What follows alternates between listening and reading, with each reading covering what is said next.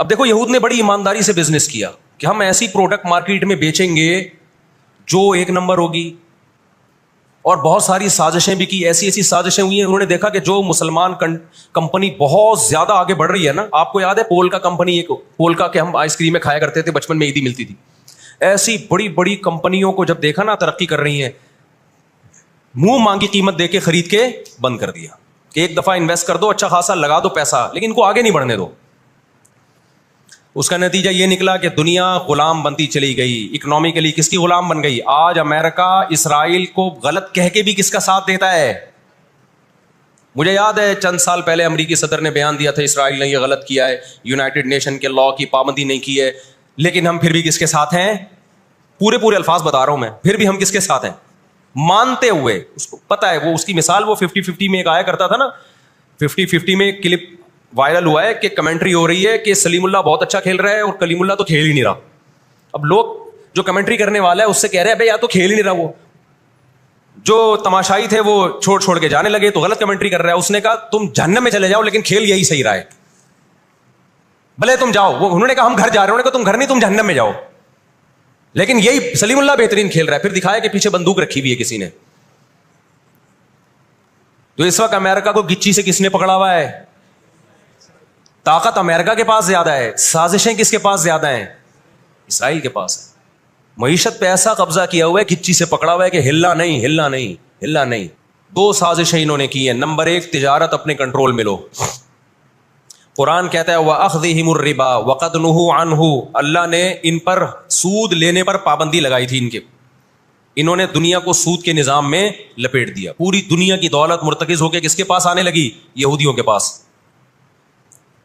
مذہبی ریاست بنائی جا رہی ہے. اس کی مثال ایسے ہے جیسے ہم مسجد بنا رہے ہیں اور بندوق ہاتھ میں لے کے لوگوں کو ڈکیتیاں کر کے پیسہ لاؤ, جتنا پیسہ بنے گا, جتنا پیسہ اکٹھا ہوگا ہم اس سے کیا بنائیں گے؟ مسجد بنائیں گے. تو اس سے صاف پتہ چل جائے گا بھائی تیرا مقصد مسجد بنانا نہیں ہے, مسجد کے نام پہ منجن بیچنا ہے. سمجھ میں آ رہی ہے بات کہ نہیں آ رہی؟ لیبل مسجد کا لگ رہا ہے اس کے پیچھے, کیونکہ جو مسجد جو بنانا چاہتا ہے وہ کبھی بھی حرام پیسے سے مسجد نہیں بنائے گا.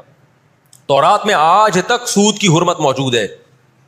قرآن نے بیان کیا کہ ان کو ہم نے سود لینے سے منع کیا, لیکن انہوں نے سود لینا شروع کر دیا. بڑے بڑے بینک آج کس کے پاس ہیں؟ ان کے تانے بانے سارے کس سے جا کے ملتے ہیں؟ یہودیوں سے. بیٹھے بیٹھے پیسہ جمع کرنا شروع کیا. تبھی تو میں کہتا ہوں یہ جو بڑے بڑے جنرل اسٹور بنے ہوئے ہیں نا, مال بنے ہوئے ہیں, جو بینکوں سے سودی قرضہ لے کے کروڑوں روپے پھونک دیتے ہیں, اس کے بجائے نا اپنے ان غریب دکانداروں کے پاس جایا کرو جو اپنے باپ کی کمائی سے, وراثت کے پیسوں سے دکان بنا کے بیٹھے ہوئے ہیں.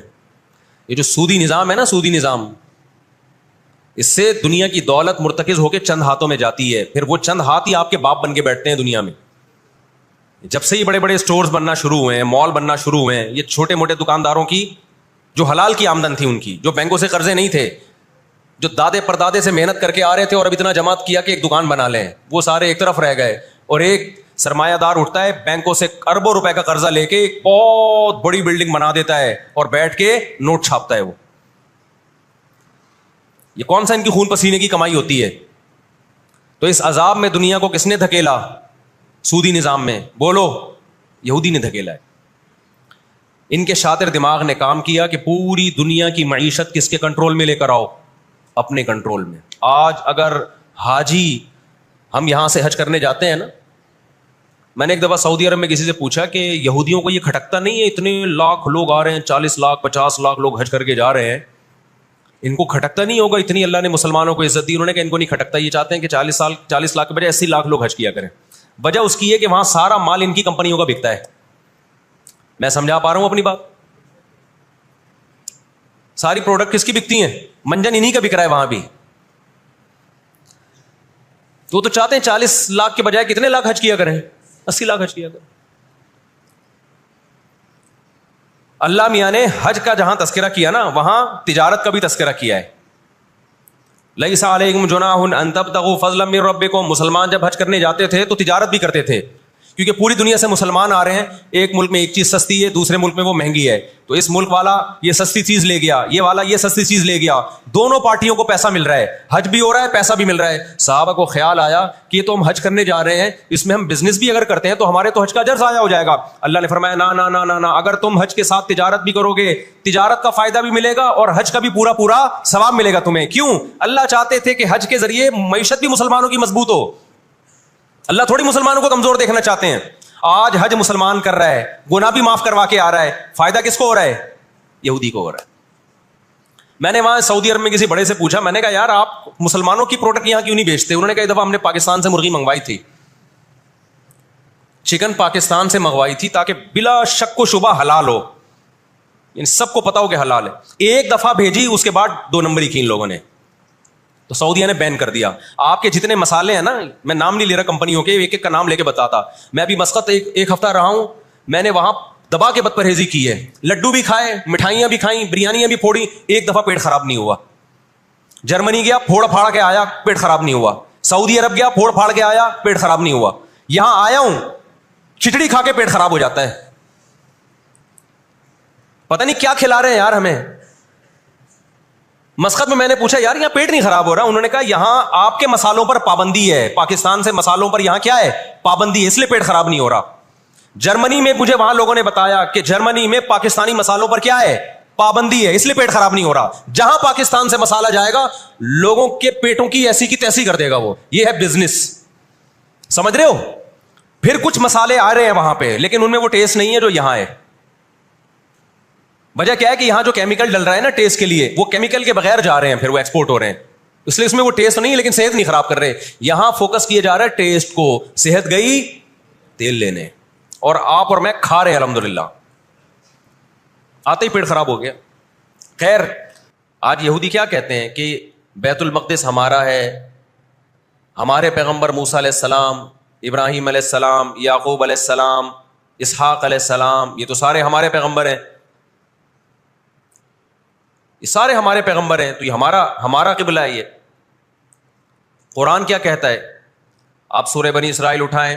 وَقَضَيْنَا إِلَىٰ بَنِي إِسْرَائِيلَ فِي الْكِتَابِ لَتُفْسِدُنَّ فِي الْأَرْضِ مَرَّتَيْنِ وَلَتَعْلُنَّ عُلُوًّا كَبِيرًا فَإِذَا جَاءَ وَعْدُ أُولَاهُمَا بَعَثْنَا عَلَيْكُمْ عِبَادًا لَنَا أُولِي بَأْسٍ شَدِيدٍ فَجَاسُوا خِلَالَ الدِّيَارِ وَكَانَ وَعْدًا مَسْئُولًا ثُمَّ رَدَدْنَا لَكُمُ الْكَرَّةَ عَلَيْهِمْ وَأَمْدَدْنَاكُمْ بِأَمْوَالٍ وَبَنِينَ وَجَعَلْنَاكُمْ أَكْثَرَ نَفِيرًا إِنْ أَحْسَنْتُمْ لِأَنفُسِكُمْ وَإِنْ أَسَأْتُمْ فَلَهَا فَإِذَا جَاءَ وَعْدُ الْآخِرَةِ لِيَسُوءُوا وُجُوهَكُمْ وَلِيَدْخُلُوا الْمَسْجِدَ كَمَا دَخَلُوهُ أَوَّلَ مَرَّةٍ وَلِيُتَبِّرُوا مَا عَلَوْا تَتْبِيرًا.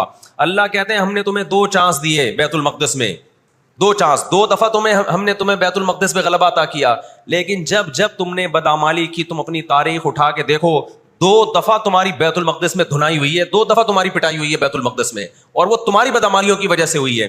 تو یہودیوں کے ہاتھ سے جو بیت المقدس نکلا ہے وہ ہماری وجہ سے نہیں نکلا, وہ کس کی وجہ سے نکلا ہے؟ ان کی اپنی ناشکریاں اور اپنی بدعمالیوں کی وجہ سے نکلا ہے. اللہ نے پھر عیسائیوں کو غلبہ عطا کیا بیت المقدس پہ. دنیا میں 3 مسجدیں ایسی ہیں جو اللہ کی نظر میں بہت مقدس ہیں, اور ان پر حکومت کرنے کا حق, کنٹرول کرنے کا حق اسی کو ہے جو اللہ کے دین برحق کو ماننے والے ہیں. یہ اسلام کی روشنی میں, ایک مسجد حرام, ایک مسجد نبوی, اور تیسری مسجد اقصی, یہ اسلام کی روشنی میں. اور دنیا کے قوانین کی روشنی میں بھی دیکھا جائے, ہو سکتا ہے یہودی کہ میں اسلام کو نہیں مانتا, امریکہ کہے میں اسلام کو نہیں مانتا, آپ نہ مانیں اسلام کو, لیکن آپ ریاستوں کے حقوق کے تو قائل ہیں نا. 18ویں 19ویں صدی کے آخر میں دنیا میں جن ممالک کی لکیریں کھنچ چکی تھیں, پوری دنیا کا معاہدہ ہے, پوری دنیا کے ایگریمنٹ ہے کہ جس ریاست کو ہم نے تسلیم کر لیا ہم اس کے خلاف مسلح لڑائی, بولو نا, نہیں لڑ سکتے. مجھے ایک بات بتاؤ, آج اگر برطانیہ اٹھ کے پاکستان پہ حملہ کرتا ہے, دنیا کس کو برا بھلا کہے گی؟ بولو نا, کیا ہو گیا؟ برطانیہ کو کہے گی نا. اگر وہ کہے کہ میں یہاں پہلے حکومت کر کے گیا ہوں, یہودی کہتے ہیں نا ہم نے بیت المقدس پہ حکومت کی ہے لہذا ہمارا حق ہے. بھائی حکومت تو برٹش نے بھی کی ہے پورے بر صغیر پر, لیکن آج کیا برطانیہ کو اجازت دی جائے گی کہ چونکہ آپ پہلے ہندوستان پہ حکومت کر کے گئے ہیں لہذا آپ دوبارہ بھی اٹیک کر سکتے ہیں؟ کیا دنیا کے کسی قانون میں اس کی اجازت دی جا سکتی ہے؟ یہی کہا جائے گا بھائی ونس اپون اے ٹائم. اب جب ایک کنٹری بن گیا ہے اور آپ نے اس کو ایز اے کنٹری تسلیم کر لیا ہے, دنیا نے تسلیم کر لیا ہے, اب اس کی لکیریں کھنچ چکی ہیں, اب اس سے 1 انچ بھی دنیا میں کسی کنٹری کو اس سے آگے بڑھنے کی اجازت نہیں ہوگی تو یہ بین الاقوامی لا اور بین الاقوامی قانون کی روشنی میں جرم سمجھا جائے گا. یہودیوں پر ان کی بدعمالیوں کی وجہ سے قرآن کیا کہتا ہے؟ غربت علیہم الذلہ, انہوں نے پیغمبروں کو قتل کیا, انہوں نے موسیٰ علیہ السلام کو صرف ستایا نہیں, بے انتہا ستایا, اتنے سارے معجزے دیکھنے کے باوجود. انہوں نے عیسیٰ ابن مریم کو اللہ کا بیٹا کہا, عیسیٰ ابن مریم کو معاذ اللہ ولد الزنا کہا, حالانکہ ان کی اپنی کتابوں میں آج تک عیسیٰ ابن مریم کی گواہی, ان کے نبوت کے علامات موجود ہیں. آپ کو پتہ ہے یہودی مدینہ میں کیوں آباد ہوئے؟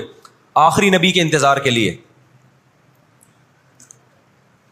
ورنہ مدینہ اور یہودیوں کا آپس میں کوئی لنک بنتا نہیں ہے. یہ لوگ جایا کرتے تھے سفر کر کے, راستے میں مدینہ کا نخلستان تھا. تاریخ کی کتابوں میں لکھا ہے کہ انہوں نے دیکھا کہ آخری نبی محمد صلی اللہ علیہ وسلم جس علاقے میں آئیں گے, نبوت کا اعلان کریں گے, وہ اس تمام علامات اس علاقے میں پائی جاتی ہیں. لیکن نبی صلی اللہ علیہ وسلم کے دنیا میں آنے کے بعد جیسے انہوں نے اپنی کتابوں میں عیسیٰ ابن مریم کا تذکرہ ہونے کے باوجود ان کا انکار کیا حسد اور جیلیسی کی وجہ سے, اسی طرح انہوں نے محمد صلی اللہ علیہ وسلم کی نبوت کا انکار کیا. قرآن کہتا ہے اس کی بیس بھی کیا تھی؟ حسد اور جیلیسی. دیکھو اللہ کا قاعدہ ہے کہ دنیا میں جو حد سے زیادہ آگے نکلنے کی کوشش کرتا ہے نا اپنی اوقات سے زیادہ, حق علی اللہ اللہ یرتفع شیء الا وضعہ. نبی صلی اللہ علیہ وسلم نے فرمایا اللہ نے اپنے اوپر یہ بات لازم کر لی ہے کہ جو چیز بھی حد سے آگے نکلے گی اللہ اس کو زمین پہ گرا دے گا. آج بھی آپ نے دیکھا ہوگا نا بہت سے لوگ ہر وقت میں کرتے کرتے تکبر سے دماغ خراب ہونے لگتا ہے. اللہ کی قدرت حرکت میں آتی اور اللہ ایک ہی دفعہ میں نیچے پٹکتے ہیں اس کو. نبی صلی اللہ علیہ وسلم نے فرمایا اللہ تعالیٰ کہتے ہیں الکبریاء ردائی, تکبر میری چادر ہے, جو مجھ سے اس چادر میں شرکت کی اور الجھنے کی کوشش کرے گا میں اس کو رسوا کر دوں گا. یہی 100% یہ معاملہ اللہ نے یہودیوں کے ساتھ کیا ہے. یہ لاڈلی قوم تھی, اللہ نے ان میں بہت سارے پیغمبر بھیجے, موسیٰ کلیم اللہ بھیجے جنہوں نے ان کو فرعون کے تسلط سے آزاد کرایا. اتنے سارے معجزے دیکھنے کے بعد جب ان کو حکم ہوا اللہ کی راہ میں جہاد کرو تو انہوں نے کیا کہا؟ اذهب انت وربک فقاتلا انا ہاہنا قاعدون. اے موسیٰ تو اور تیرا رب جا کے لڑ, ہم یہیں بیٹھ کے تماشا دیکھ رہے ہیں. اللہ نے کیا کیا ہے؟ ابراہیم علیہ السلام کے جو 2 بیٹے تھے نا, ایک اسماعیل اور ایک اسحاق, تو اللہ نے نبوت کہاں شفٹ کر دی؟ اسماعیل علیہ السلام کی اولاد میں. کہ اب جو آخری پیغمبر آئے گا وہ اسحاق علیہ السلام کی اولاد میں نہیں ہوگا, وہ بنی اسرائیل میں سے نہیں ہوگا. اسرائیل یعقوب علیہ السلام کا لقب ہے, یعقوب علیہ السلام کی اولاد میں نہیں ہوگا. وہ کس کی اولاد میں ہوگا؟ اسماعیل علیہ السلام. ان کے اندر 2 بیماریاں, ایک حسد کہ فلاں کو نعمت کیوں مل رہی ہے, اور ایک دنیا سے محبت. قرآن کہتا ہے یود احدہم لو یعمر الف سنہ, ان میں سے ہر شخص چاہتا ہے کہ کم سے کم اس کی عمر کتنی ہونی چاہیے؟ 1000 سال. اور مسلمان دنیا سے محبت نہیں کرتا. تو آپ بتاؤ 2 ایسی قوموں کا مقابلہ ہو کہ ایک زندہ رہنے کے لیے لڑ رہی ہو اور ایک موت کے لیے لڑ رہی ہو, تو فتح کس کو ملے گی؟ جو موت کے لیے لڑتا ہے. پہلے حضرت عیسیٰ علیہ السلام کا انکار کیا, اللہ نے عیسیٰ علیہ السلام کو ماں کی گود میں زبان دی کہ میں ولد الزنا نہیں ہوں. انہوں نے وہ معجزے اپنی آنکھوں سے دیکھے, مگر کیوں نہیں مانا؟ اس لیے کہ اپنی چودراہٹ جا رہی تھی. جب مذہبی چودراہٹ انسان میں آتی ہے نا وہ بہت خطرناک ہوتی ہے, کیونکہ مذہب میں عزت بہت ملتی ہے. ہم نے بڑے بڑے علماء سے سنا تبلیغ میں عالم کے لیے 1 سال رکھا ہوا ہے, غیر عالم کے لیے نہیں رکھا ہوا. میں جب اپنے شیخ سے بیعت ہوا تو مجھے انہوں نے بہت سارے معمولات بتا دیے کہ یہ ذکر اتنے لمبے چوڑے. میں حیران تھا کہ وہ فلاں بیعت ہو کر گیا ہے, اس کو تو کم معمولات بتائے, ہم تو مولانا ہیں. تو ہمارے شیخ نے کہا کہ عالم کے بگڑنے کا اندیشہ عامی آدمی کے بگڑنے سے بولو زیادہ ہے. عزت بھی ملتی ہے جب علم ہوتا ہے, شہرت بھی ملتی ہے, عزت، شہرت، دولت، یہ تین چیزیں انسان کی کھوپڑی کو کیا کرتی ہیں؟ بولو، خراب. تبھی تزکیہ نفس جو ہے نا، تزکیہ نفس، جس کے پاس بھی علم ہے، آج یوٹیوب پہ بہت سے اسکالرز ہیں، ادھر ادھر سے علم حاصل کر لیا، کسی بزرگ سے باقاعدہ تعلق قائم کر کے اپنا تزکیہ نہیں کروایا، تو وہی علم ان کا گمراہی کا پھیلانے کا ذریعہ بن جاتا ہے.